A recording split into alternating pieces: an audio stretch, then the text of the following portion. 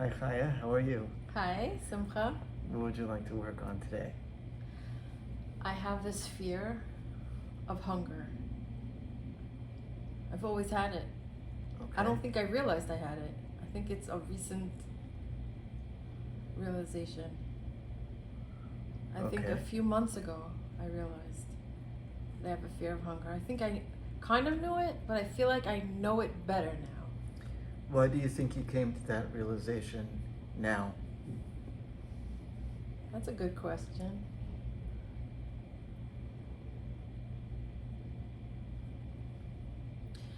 I attended a workshop about the Holocaust a couple of months ago. I don't remember if I realized my fear of hunger before that or after, but I connect the two.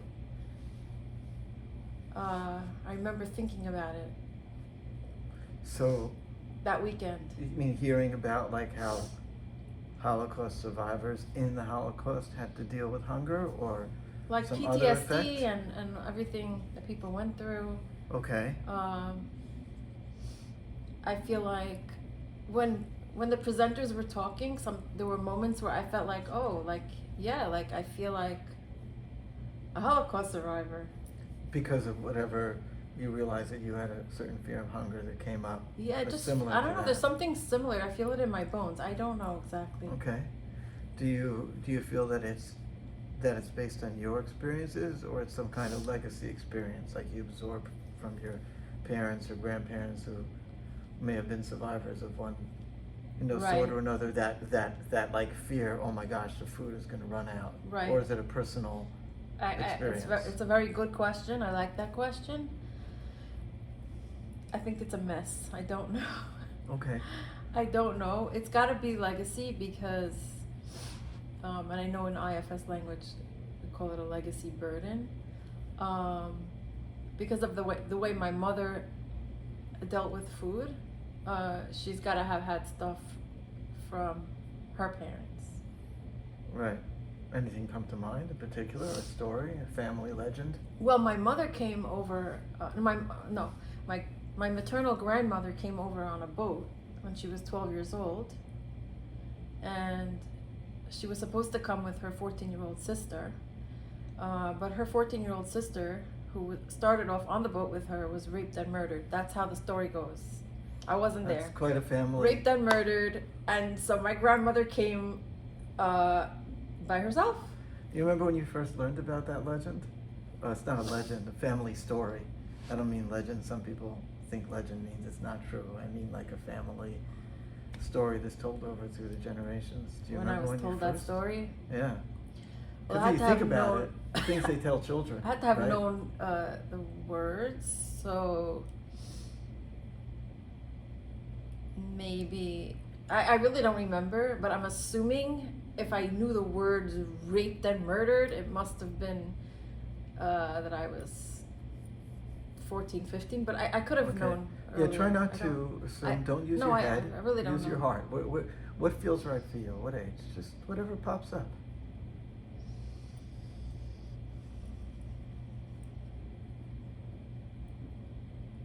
13. Okay. You have a thought about what might have been going on for you then when you heard this really interesting story for a 13-year-old to hear about?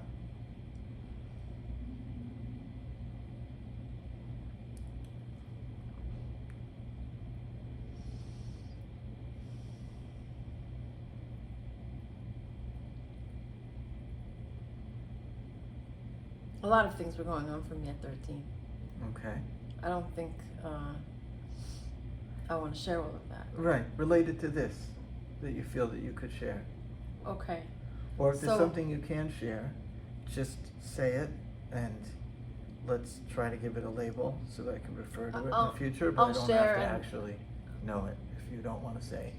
Although I will say that it's important, like you're used to EMDR and IFS, and especially IFS, you could kind of also do yourself. So like if there are aspects of this that you want to somehow translate or talk out IFS, that's fine by me, but just to understand what I do is that we're going to work with a short-term psychoanalytic, psychodynamic model, and that what that's based on is a belief that basically the human personality is an amalgam of a lot of different conflicting drives and forces, and when that's functioning well, so then it's kind of like a symphony where all the pieces are playing together. Like, think about it, let's say you're hungry, you want to eat. Oh, good metaphor given what you want to talk about. You're hungry but you want to eat, but you also have a diet, right? But you also don't want to overdo it and starve yourself, but you also have to measure. So you're driven in two different directions. You have an instinct and a drive to eat, and you also have an instinct, probably, whether it's for competency and gratification, or to want to look a certain way, which is about prestige and social acceptance. But these are different drives, and if they don't communicate well with each other, if they're, instead of like in some kind of good discussion, that leads to a lot of other difficulties, which we'll talk about in a minute. But basically, that's the idea. When you work on something psychoanalytically, the idea is that somehow or another there's an unresolved and unharmonious relationship between these drives. To be human, you're always going to have drives. You're always going to be pushed in different directions.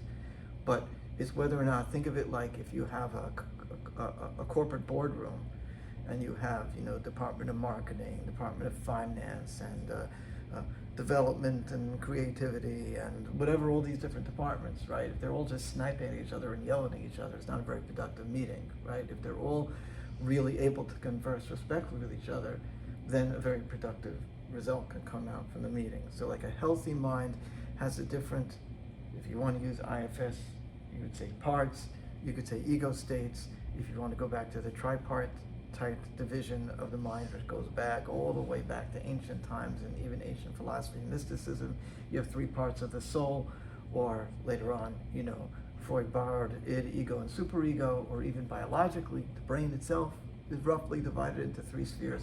So, but the idea is all these pieces have to be getting along well and talking well with each other. If a person has like some kind of unresolved conflict, one part could be so squashed that on the one hand it's not informing the rest of the totality of the personality well, or even remains stuck at a certain age, and then expresses those feelings in side ways, destructive kind of ways. So all this introduction, why?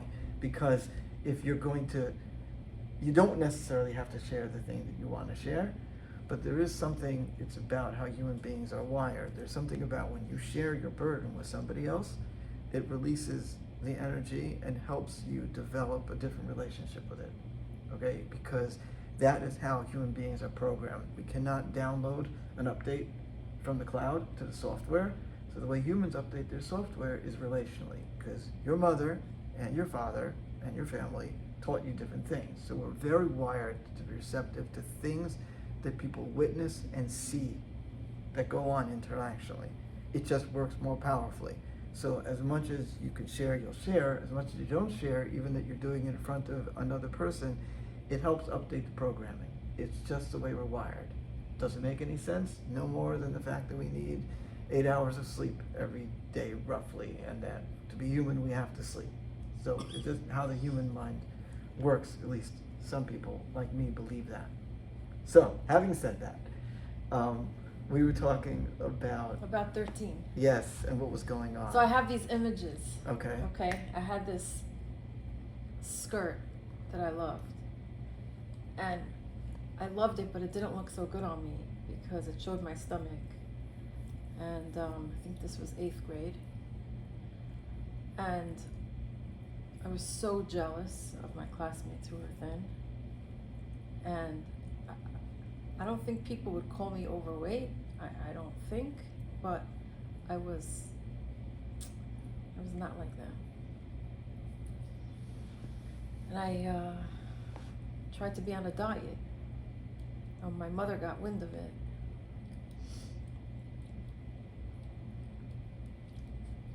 I don't know exactly what she said. I don't remember.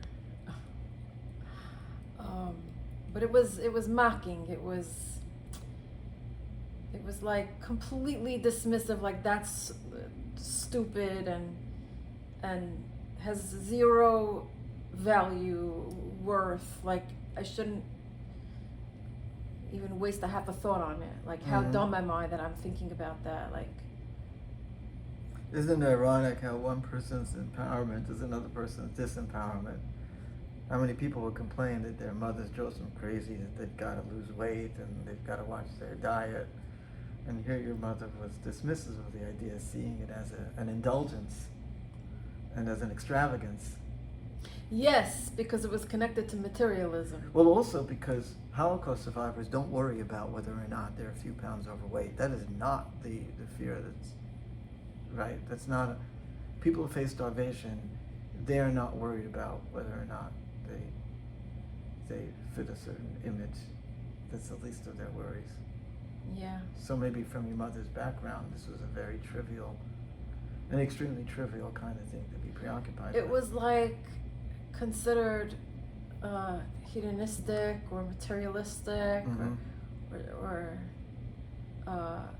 treated with contempt. Okay. There was definitely that feeling of contempt coming from her when she figured out that I was trying to lose weight. Okay. So not to get too far down one road, unless that's the road that we want to go down. I was all just remarking that, about like what were the, to ask you about like the legacies or the memories with, Holocaust and what triggered, that how far that sense of, you say like a food insecurity maybe, started. But then we got into discussion about your grandmother and your parents, and that style. Just to go back to the original question, and there's a reason, because we have to figure out where you're going to get led by yourself. Where is the conflict that is like being held back and tight, that needs to be, needs the light of day, it needs to be unpacked. But you only know that by feeling it within yourself. So we went down that path. Remember, the original question also is important. You only recently became aware of this like fear of hunger. Is it fear of hunger like running out of food hunger, that kind of hunger, like starving people? And we grew up with starving people in China. I don't know if parents say that anymore, right? Is that kind of hunger or a different kind of hunger? I don't know, but I always have the images of the skeletons from the Holocaust. Well, those people Like look pretty hungry to me. Yeah, those I would say. Skeletons are always in my head. Okay. Like, I could access those pictures, no problem. Okay, me too. That's why I had I almost took on, I noticed even a different voice, because I think it was overwhelming, right? We grew up with that stuff. Again, pretty amazing, the stuff they showed kids when we were growing up. Right, we saw all those awful Holocaust pictures, like that was like part of our breakfast cereal.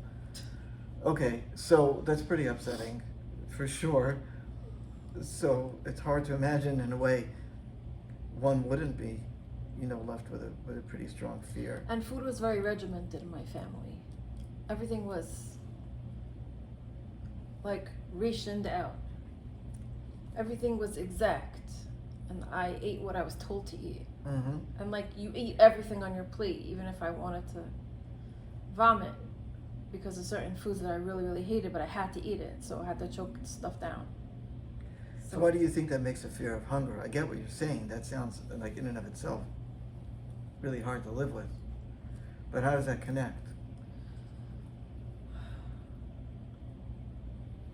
I don't know. I don't think it was a normal way to grow up, like to overeat because you're forced to, like to eat more than, because that's what's on your plate. You just eat it. It didn't go according to my body. It went according to what someone else thought should be put into my body. Yes. But then again begs the question, this is where it gets so interesting, right? If defenses were straightforward, you would say you'd grow up to rebel against that and not finish everything on your plate and not say, why should I worry about that there won't be food tomorrow, so I have to fill up like a camel. Instead it's the opposite. You have to eat everything, And I think to myself before when I finish a plate, like, oh, do I need more? Like, check, do I need more? Bingo. And like, Right. So why do you think that is? always check to see if I need more. Well, if I wanted more in those days, there wasn't. I don't think. Maybe sometimes, but. Okay, so one aspect is still there was a scarcity in the sense that this was your allotted portion. And usually I think it was too much. Right, like from the old, Oliver movie, you want more? You want more, like you could not ask for more. That was not like part of the game. Right, Like, so I rules of think the it game. was basically like that. Okay, no, so you have to take what you get, you have to eat all of it, and you can't get more. Right? Okay. So again, just to stay with this, we could understand the fear that you're going to run out because what if you want more, right? But I guess why do you think it went that way instead of generating a disgust of having to eat everything on your plate? Like I could see somebody, passive aggressively rebelling. And I wished I could do that. And I tried to be anorexic and I tried to be bulimic. I tried to starve myself at different times in my life. I tried to throw up at different times in my life. There was a time when I was doing that. It didn't really work for me. Like for me, it's like you couldn't stick. No, couldn't stick. Overeating was really always what I fell back into. So why do you think that became the process of choice for you? Also comfort. It still is comforting. Definitely. You can't argue with that. Food was my best friend. Right? You can't argue with that. Like the anorexic might get a sense of competency and mastery, sneering at all those who are weak and need to eat, but not necessarily the sense of comfort. Food was definitely a big comfort. Okay.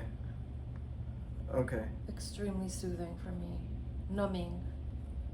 I always had more, need to have more. So the wish for comfort. Numb out more. So the wish for comfort is the stronger piece.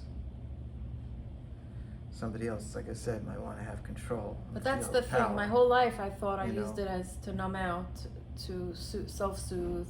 It's only recently that I realized, no, I actually have a fear of hunger. That's the piece. So there's something behind it still. Right, so why now? This is so important because sometimes the why now tells you something, right? It's like there's this hidden piece.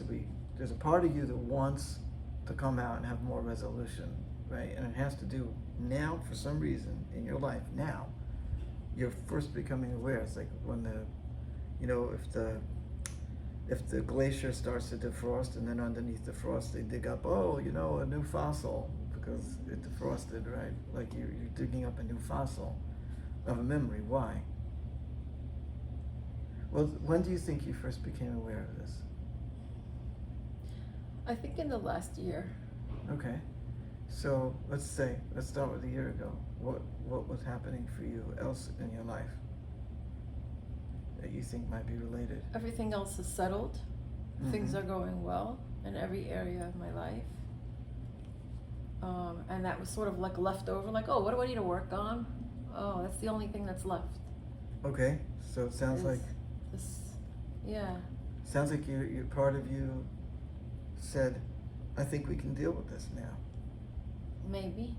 Right? It needed to be defended for a long time. Just to operate out of this fear without even knowing. And now you're allowing yourself to know the fear, which means, what it really means is, it's allowing you to reconsider.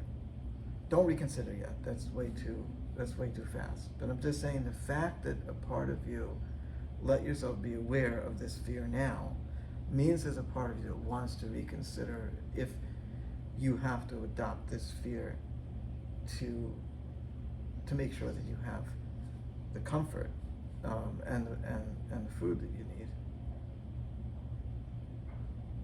How does that feel?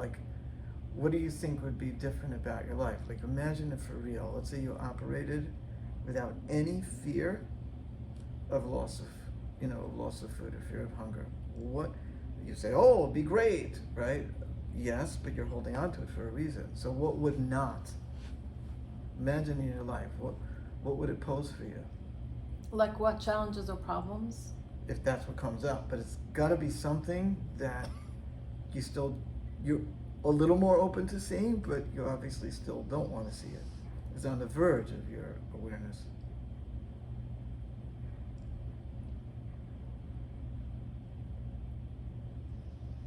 If I didn't have this problem, if I did not have fear of hunger in my life, how would life be?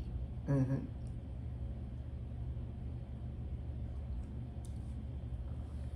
What could come up?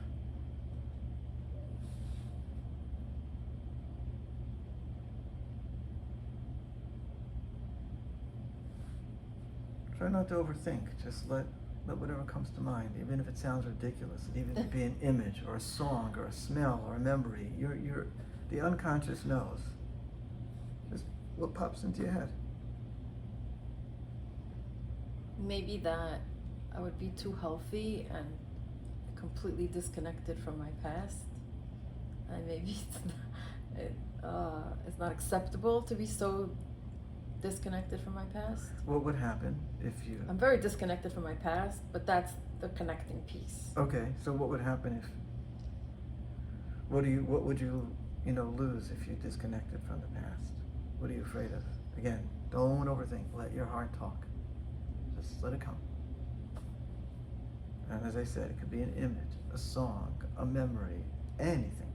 Don't edit.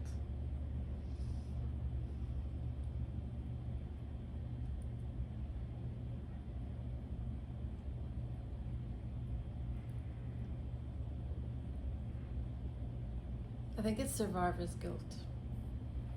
Okay, so that's a big word that people use, and it's always good to really understand, right?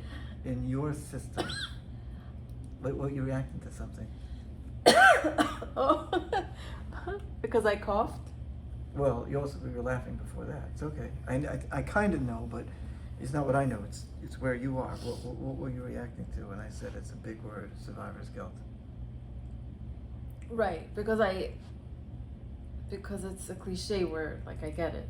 I get what you're saying. That it's just a word that people say. Right. So you're enjoying the opportunity to see it more deeply and be more aware of what it is. I'm totally fine to look at it, Right. look at it for real and see what it is. Okay, so your action was, surprise, look at that. There's something that I didn't really look at. I just said it, right? So what does survivor's guilt mean to you? What's the internal picture? So there are people in my past who I imagine are suffering, and I don't want to know about it. And I think I comfort myself with like, I also have my own problems. I have fear of hunger that I struggle with, my food, and so like, leave me alone. I don't want to know about this stuff. Okay, and what do you think that does, though? If I'd be completely free of it, yes, then I would have no excuse. For what? To be disconnected on that level. To be so. You mean you should care about that? I should care about that. I mean, if you're suffering, so you're taking your thing, so you're paying the price. But if you're not suffering, then it's time for me to rescue them. Exactly, and I'm not in the mood. Well, okay. I don't want to. Well, let's stay with this for a second. It's an interesting phrase. I'm not in the mood. Or it's different than I don't want to. I want to live life. My life. I want to live my life. I don't want to live everybody else's. And you believe, there's a belief out there that if you, let's say, were to show some kind of interest or try to rescue some people from your past that you think are still weighed down, that it'll stop you from living your life? Yes, it's a quagmire. It's for sure. It's for sure. It's for sure a quagmire, and it will take me away from my life. And my life is big. There's lots of stuff, and there's a lot of things that I'm involved in my life. Right. But what do you really believe? Because the problem is you can't lie to yourself, right? You're describing an actual... It doesn't matter whether it's healthy guilt or not healthy guilt. No one's in charge of that except for you, right? No one has the full ability to make that moral judgment. But it is a moral issue.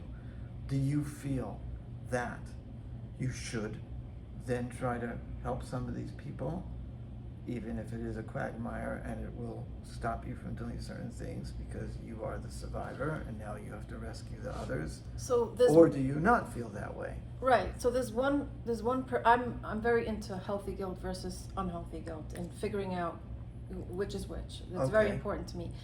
How do And you usually figure that out?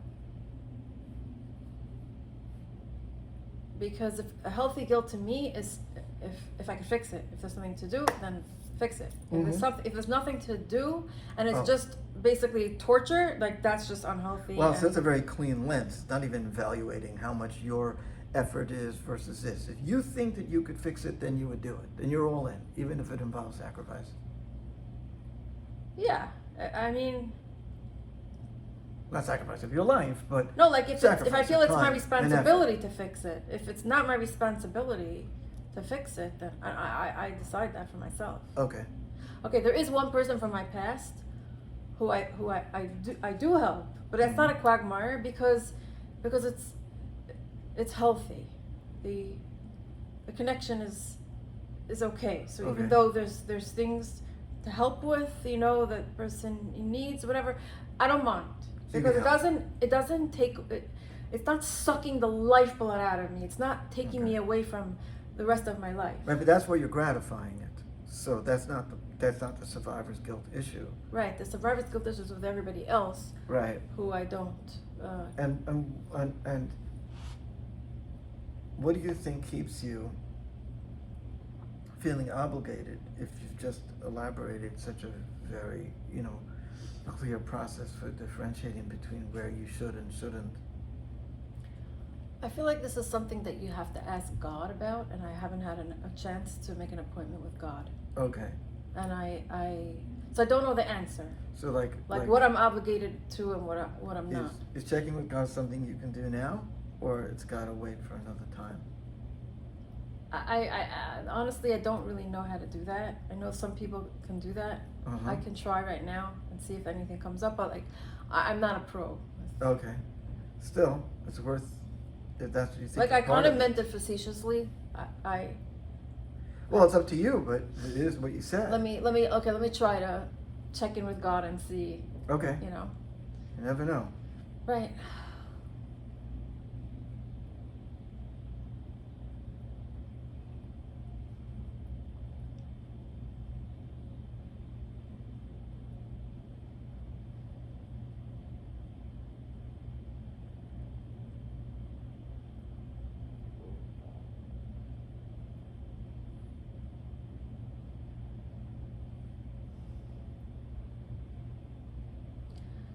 I have no idea if this is God or not. It's probably not because I'm not really good at this.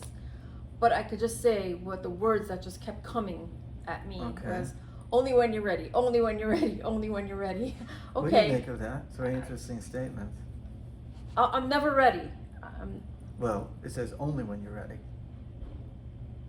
Right? There's two parts to that statement. Right? There's two directives. It means that there's some flexibility here. It's But not black and white.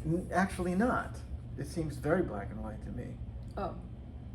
I mean, from the outside. Well, I'm definitely. Only when you're ready is two directions. I'm not ready. Only, and then when you're ready, right? Meaning it's right. It's saying two different things. It's saying only. Don't deal with it, except when you're ready. What does the words "when you're ready" mean to you?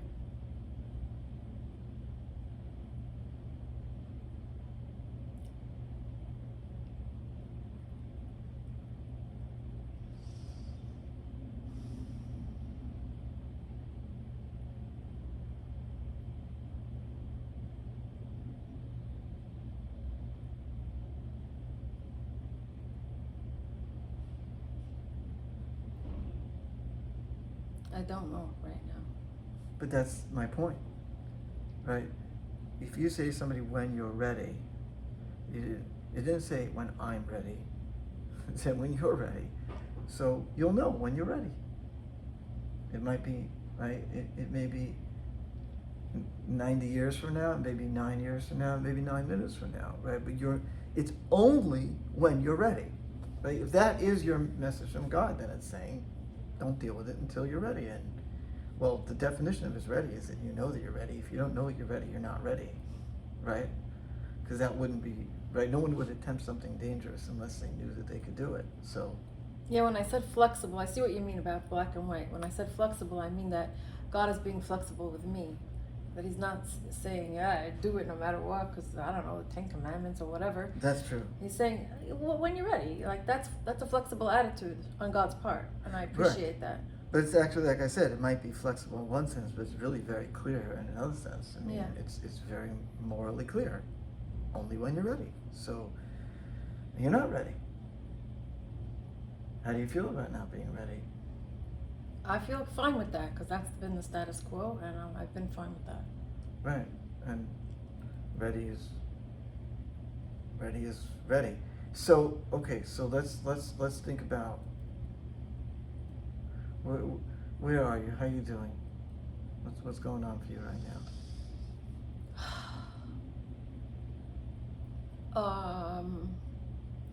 I'm wondering if my fear of hunger is keeping me as like a protection between me and the past, so that I don't have to deal with it, because it is so giant and so much, and it would just be never ending.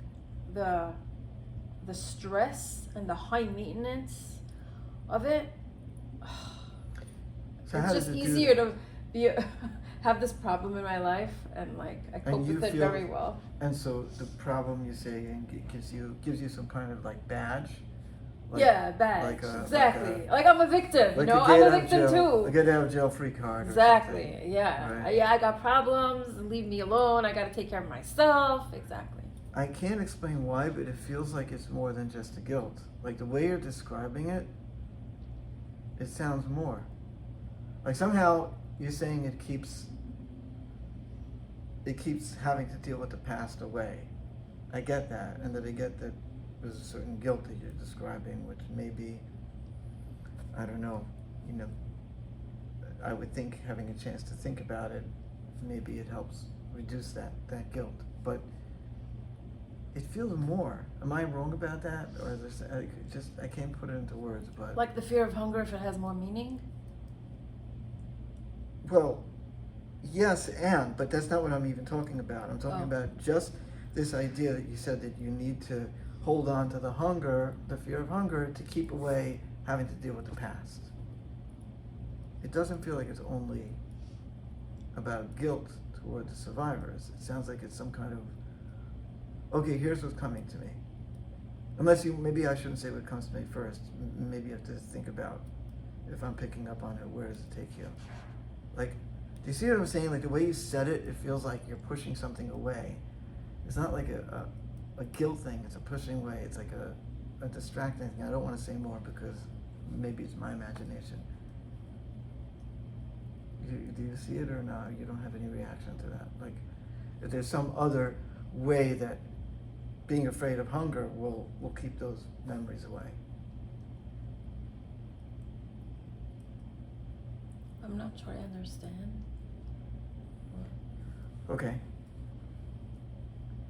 If somebody tells you, I don't know, they tell you that they got a parking ticket, but you see they're so upset.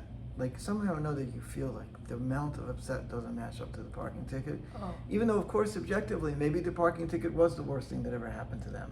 So that's what I'm saying. I'm getting a read, but it could be totally wrong. Okay. I can explain to you why I have that read later if you don't take it yourself. But trying to feel what you feel or feeling your story, when you say the words, oh, being hungry makes me not have to deal with that, in my gut, it just doesn't feel like it's only guilt. Like, deal with that's not a guilt thing. Deal with that as yes, I understand there's an obligation too, like in a pressure, but it feels like something else. But if nothing comes to you.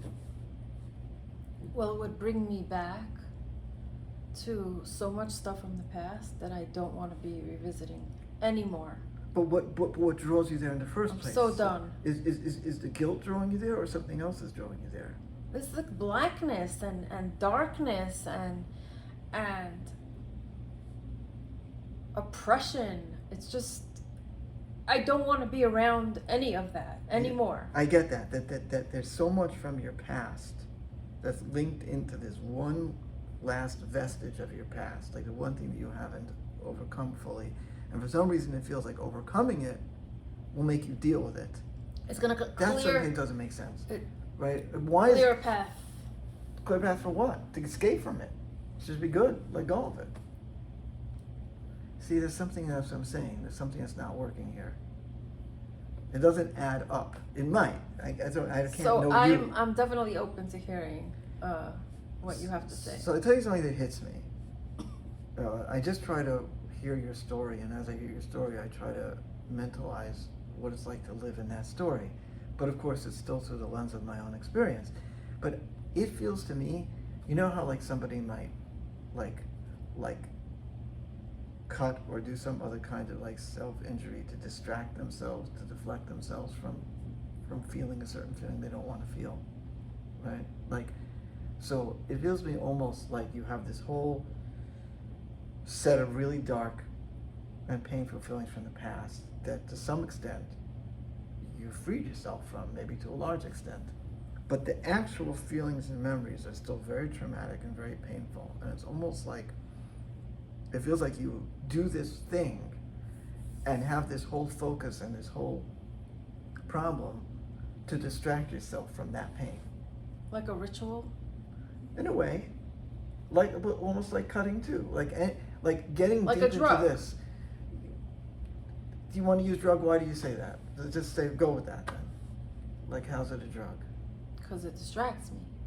But I don't use food that way anymore. I No, stopped doing that. You're using the relationship around being afraid of starving as a distraction. All the feelings all the turmoil that raises keeps you occupied and distracted from this back of your mind turmoil of terrible, painful, memories that even though, yes, you could say that you've distanced yourself and like built some kind of wall in one way that doesn't torment you, but it might not really, there might be like locked up like ideas or feelings that you're running away from. Not only out of guilt, that's what I'm saying, not only out of survivor's guilt, but out of just that they're overwhelming and that because you're afraid to face them, you haven't fully processed them. I think I faced most of them and processed most of them, or majority of them.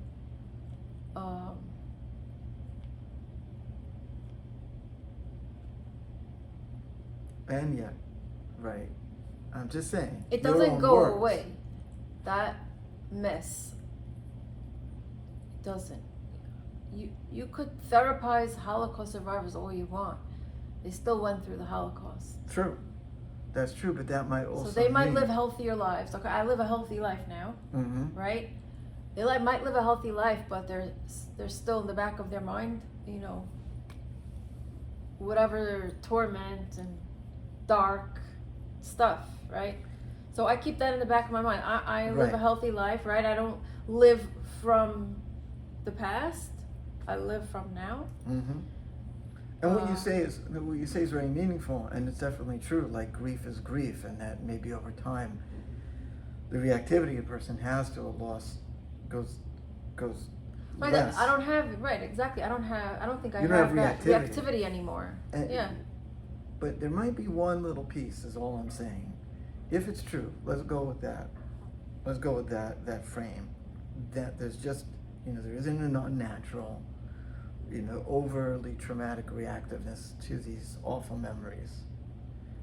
But the fact is there's a phobic kind of avoidance of those memories, which is understandable. Who wants to have unpleasant memories? Yes, it's phobic avoidance. But I'm saying the price that you pay for that is that your, whatever that whole like set of fears or beliefs are around the hunger, they stop you from having those thoughts. Instead of, I have no problem with either one. I have no problem with you saying, hey thoughts, I've worked through all your thoughts, so they're not really that scary anymore. And if they come up, I don't have to drive them away. And you could either decide to have them or not. I'm just saying that right now, without realizing it, the hunger, or the feelings about the hunger, I think, somehow in a weird way, have become like an ally in pushing away the thoughts. As much as you say you work through the thoughts, they're enough that you want to push them away. To that degree you want to push them away, that's giving the hunger scenario a power. I do want to push them away. I'm not interested in indulging them, spending time on them, doing anything with them. I don't want to address them. I don't want to work with them. I'm free, and I want to live a free life. Yes. And that is slavery, and I don't want to be there. It's only slavery if you actually stay in that zone. But knowing or feeling sometimes sad about it from time to time is just, a part of the repertoire of experience. So Look, I did that for a long time. I don't want to do that anymore. And I respect that. Here's the thing that I think you have to really ask yourself and trust yourself with whatever answer comes up. I don't think you can let go of that hunger thing if you don't devise some other system of dealing with your not wanting to have those past memories around or come up. So like, you could just keep it the way it is. And I'm not saying the alternative is, therefore, that's the thing. It's not me, it's you. Like, you have to really allow yourself just a moment or two and see what comes to mind around this issue. There's a conflict here, right? You don't want to have those memories and feelings, and you're holding on to another unwanted thing as a trade-off. And that's just what you're doing. And maybe the trade-off is worth it. Like, who am I to say? We all have defenses. The only question is we decide which defenses are more functional, more adaptive, and which are not. But like, if you just like sit with yourself and like let anything come to mind around this conflict, what comes up?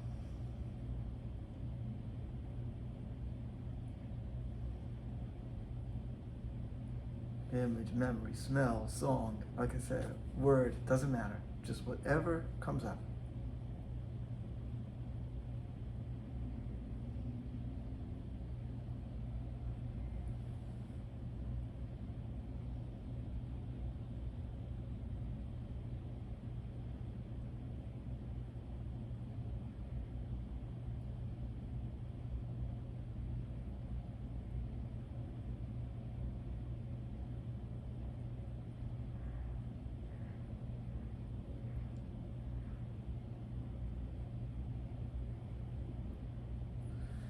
Thinking too hard.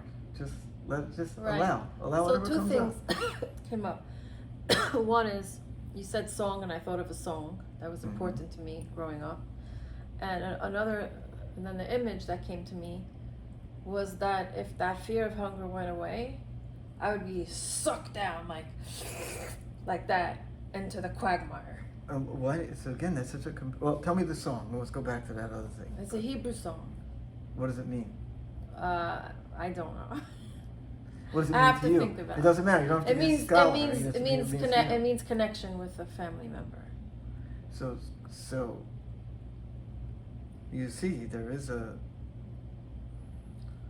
family connection element that's just not necessarily. Like connection, love, Is it a positive connection? appreciation, yes. It's funny, yet the other one is being sucked down Yeah. into the quagmire. Yes. What does that Here's tell the you? thing. If I go into this quagmire, there's too much. There's also like these little pockets of positive. I can't deal with it because Right, that's right. going to create even more guilt. You see, Like, oh, everything was really great, and these people are just sweet, and just help them. Like, no, that's Mhm. that's a quagmire. It's really, I see, look, it's not easy to automatically reconfigure, or even you'd have to decide if it's desirable. But think of what you're saying. As much as you're saying you're past it all, there's this huge feeling that you're being sucked in. And it seems like the only way, whether it's out of guilt or even distraction, that you don't have to get sucked into this is because, Yes. you still have this whole hang-up. Let's just call it the hang-up, right? Let's not Okay. even get into A hang up. right?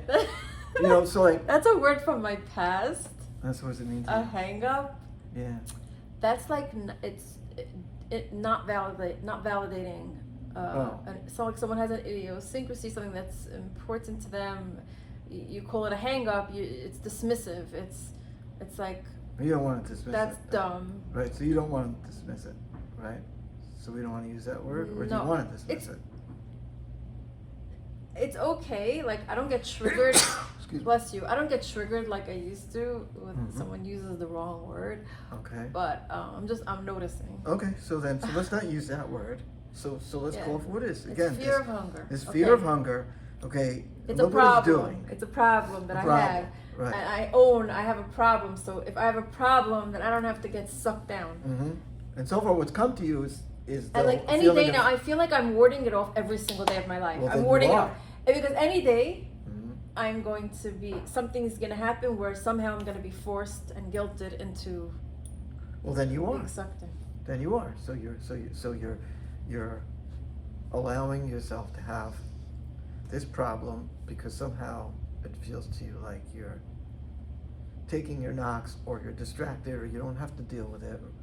Which one's stronger, by the way? Is it still the guilt, or is it distraction? Because I offered this theory of distraction. Maybe it really is the guilt. Or like what lights up on the panel? Distraction, I think guilt. So it's guilt. So it's still a very strong guilt. Okay. Yeah, it's like, leave me alone, I have my own problems. Right. That's what it is. So don't make me responsible for you. Exactly. And the only problem that you can throw up that's strong I mean, enough to give you a there's- pass. No, there's plenty of challenges in life, but it's not like personal like that. Oh, I'm struggling with Mhm. myself. So you The feel only like thing you that I need this struggle with one. myself is this fear of hunger. Right. So,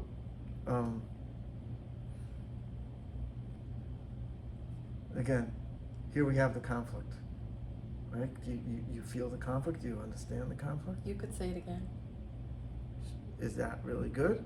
Like, you don't really like feel like you have it. You want to try to, because I don't want to impose my feelings onto yours. Like, it's your journey. It does sound like there's a solid conflict, but you want to try to reach for it to feel it. Yes, that there's some kind of force.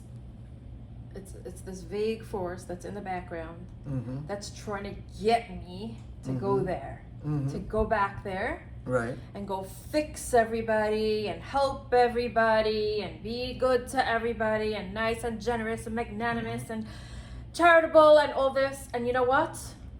I don't want to do that with the past. I want to do that with my present. And I Right. can be charitable, magnanimous, generous, and all of that with my present Now life. you're already talking about your solution, but what the conflict is that, and then what's on the other side? I can just ignore it because I have a problem of my own. Right. So so the other side is I have a problem of my own, right? Yeah, So you problem of have my this- own. Leave me alone. so you It's ha- like easy to you just. right now have this conflict, and the way you solve the conflict is that. So I want you just to stay with that thought pattern, okay? And again, please try as much as you can. Just let whatever comes into your head, because your body knows. Like, here you are, your organism knows. Here you are in this conflict, right? So what's the next thing that comes up on the dashboard? You just stay with that conflict.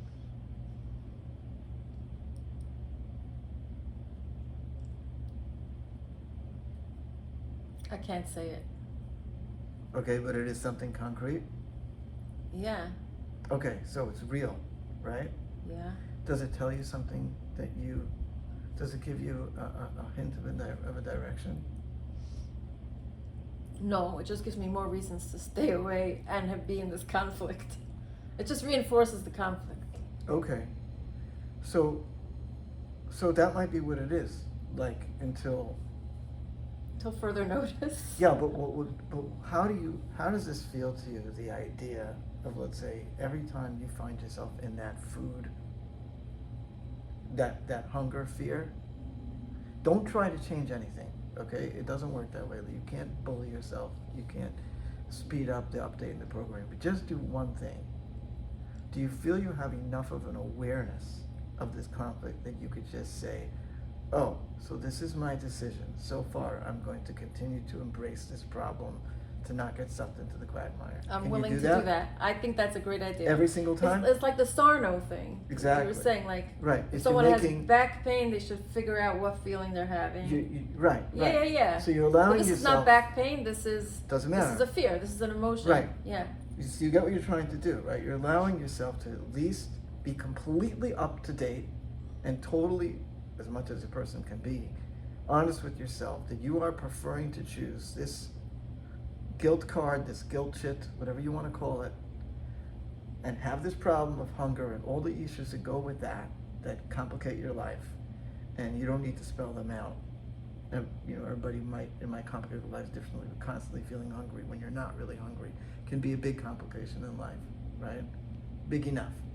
So just say, I am embracing that right now to keep me away from the quagmire of all the other problems of the survivors that I left behind. Okay? You could then see what you're doing is you're allowing yourself to work it out. Like maybe the knot will untie itself. Maybe in 2 months from now you're going to say, I could deal with that. Or maybe you won't. But you can't rush that. All you can do is know that that's what it is. Yeah. It's like any other. I'm willing to do that. I'm even willing to entertain the idea of saying it out loud. If there's somebody around, that wouldn't think I'm Okay. really crazy. And what made you reach for that? Reach for what? The idea of saying it out loud. I think saying stuff out loud is a good idea. I think it's a cop-out to just acknowledge it, or it's to commit to acknowledge it to myself. I could cheat and do only a half a thought and not really do it all the way. Okay. But if you're saying something to somebody, you have to give a complete sentence. So around people who love you, Yes. who you trust, Yes. you're willing to say straight out. I'm willing Look at to this. entertain the idea of doing Right. that. I don't know for sure, but I'd like to try What to might you implement say? it. What might you say? I just want to let you know, let's say you're one of the people I love. Mhm. I just want to let you know that I'm feeling like I want to eat more even though I'm not hungry. Right. Because I really just want to push away the quagmire of my past. Exactly. And feel it fully. Don't disconnect, right? What you're verbalizing and what you're feeling in your head and what you're feeling throughout you. Just don't disconnect from that. And that, I think you might be surprised. Like all human development, it never happens instantly. Anything that's worthwhile in a human organism, learning how to read, learning how to talk, developing more confidence, even learning how to play a musical instrument. There's nothing that's human that doesn't happen bit by bit, slowly, and not dramatically. And actually, the bit by bit is always the ones that really stay, right? Like anybody. Again, interesting metaphor for today, even though that's not your issue, but like somebody want to lose weight, right? The only people that really lose weight and really keep it off are the people, well, I shouldn't say only, do I know? I'm not an endocrinologist or a gastroenterologist or anything, but I'm just saying, one would think our intuition, our wisdom tells us that the people that really want to lose weight make some kind of permanent adjustment in their eating and they lose a pound a week or whatever, nothing dramatic, but they're the ones that keep it off, right? There's nothing developmental that doesn't happen slowly. So, at least again from this particular psychological orientation that I come from, there may be other treatments out there that give more dramatic results. I You haven't stay found with it that. yet, so I'll Okay. do this for now. So you stay with that and see where it goes. Thank you. You're welcome.